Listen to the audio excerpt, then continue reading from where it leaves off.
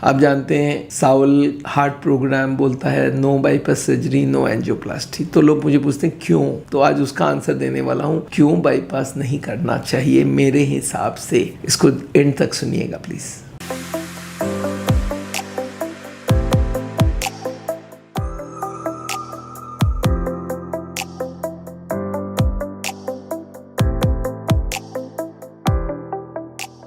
नमस्कार दोस्तों, मेरा नाम डॉक्टर बिमल छाजड़ है। हमेशा की तरह एक नई टॉपिक आपके पास लाया हूँ आज, और वो टॉपिक है क्यों बाईपास सर्जरी ना किया जाए। देखिए, मेरी पर्सनल व्यूज है, but the logic is very इनफेलिएबल।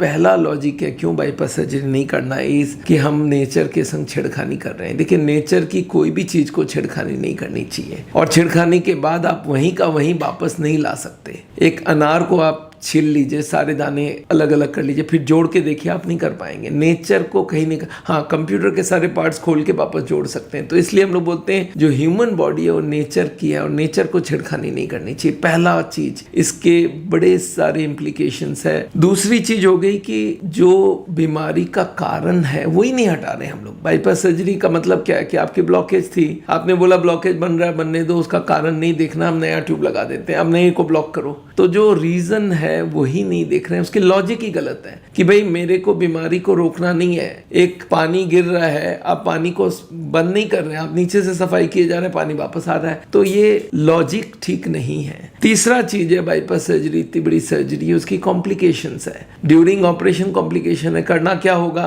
एक ट्यूब काटना होगा, या तो छाती से काटेंगे, हाथ से काटेंगे, या पैर से काटेंगे। छाती को काट के उसको अंदर ले जाना पड़ेगा, हार्ट को रोकना पड़ेगा, हार्ट मूवमेंट कर रहा है उसको रोकना पड़ेगा, और उस वक्त एक मशीन से पूरे बॉडी को चलाया जाएगा। वो मशीन ब्रेन में कितना क्या नुकसान करेगा उसका भी बहुत सारे डिटेल्स आ चुके हैं। उसमें सेक्सुअल पावर लॉन्ग टर्म में लॉस होना, और कितने सारे ब्रेन की कॉम्प्लिकेशंस, इरिटेशन, ये सारे एग्रेशन, इस तरह के कॉम्प्लिकेशन हो सकते हैं। जो कहीं कटिंग हुआ है वहां की कॉम्प्लिकेशन, तो कॉम्प्लिकेशंस भरे हुए होते हैं। और इसलिए भी आपको ध्यान रखना कि कॉम्प्लिकेशंस, एक तो ड्यूरिंग ऑपरेशन, एक आफ्टरवर्ड्स वाले कॉम्प्लिकेशन, वो एक बार देखना पड़ेगा। अच्छा, रीब्लॉकेज।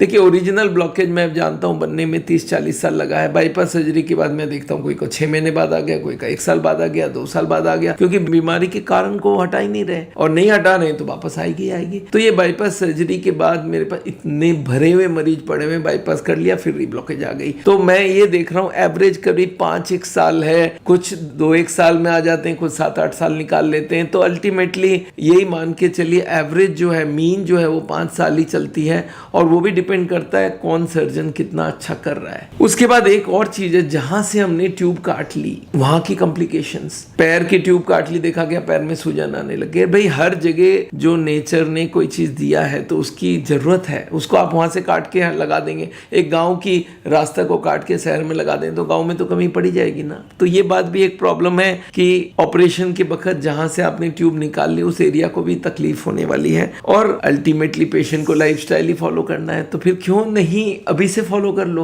हाँ, बाईपास के बाद खान पीन, रहन सहन, वॉकिंग, योगा सब करूंगा, मैं बोला भी कर लो, फिर बाईपास की जरूरत ही नहीं है। आज कितने लोग बाईपास करा लेते हैं। देखिए, पूरे इंडिया भर में अगर 2 लाख बाईपास सर्जरी होती है, आपको मालूम है 7 करोड़ से 10 करोड़ मरीज है, 2 लाख का क्या वैल्यू है। तो लोगों को लगता है नहीं वही सबसे अच्छा ट्रीटमेंट है, वो ऐसा है ही नहीं। अच्छा, लास्ट एक चीज हम लोग हर वक्त बोलते हैं कि बाईपास हर केस में नहीं किया जा सकता है। अगर कोई की मल्टीपल ब्लॉकेजेस हैं, जैसे 4, 5, 6, तो बाईपास करके फायदा नहीं, क्योंकि 2-3 में करेंगे, 2-3 को छोड़ना पड़ेगा, तो फिर रिस्क तो वहीं का वहीं रह गया। अच्छा, जिसकी डिफ्यूज ब्लॉकेजेस है उनको नहीं करना। जिनके भी 4 या 5 से ज़्यादा ब्लॉकेज है उनकी बाईपास करके उतना फ़ायदा नहीं, क्योंकि 1 या 2 को छोड़ना ही है तो रिस्क तो रहेगी। या फिर तो ये सारी कारण है। मैं लोगों को यही बोलता हूँ, ऑपरेशन अगर मन में है और आप आराम से थोड़ा बहुत भी चलने लायक हो गए तो ऑपरेशन नहीं कराओ। और एक बात और आपको बता दूं, ये बाईपास सर्जरी हार्ट अटैक के इमीडिएट 2 हफ्ता 3 हफ्ते तक एकदम नहीं कराना चाहिए, क्योंकि